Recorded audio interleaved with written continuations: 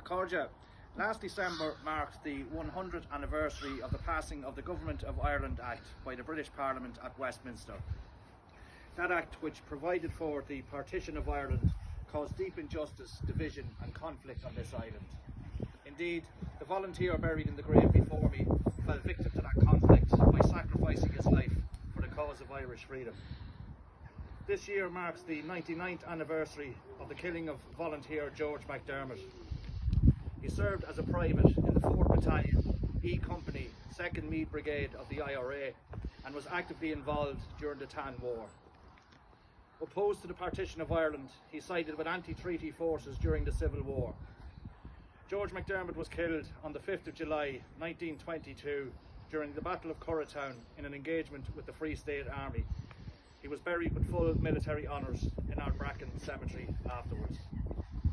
Accordia, this Easter we reaffirm our commitment to the proclamation and the ideals that compelled volunteers like George McDermott to lay down their lives for their country.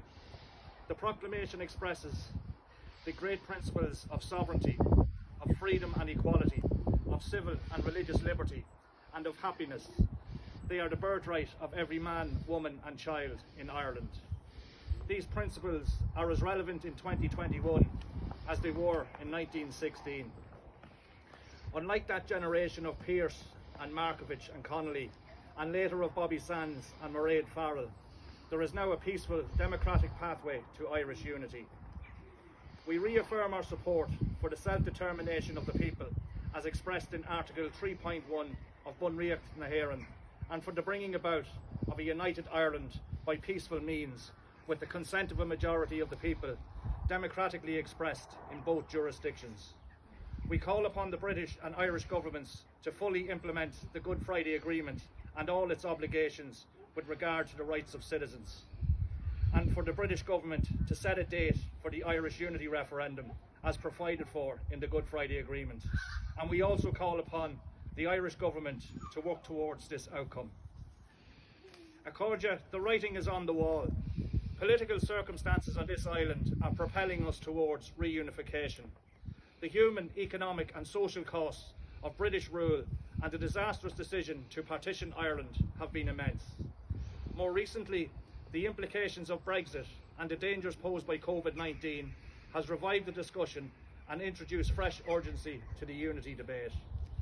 Vibrant conversations on the constitutional future of our island are flourishing right across this country.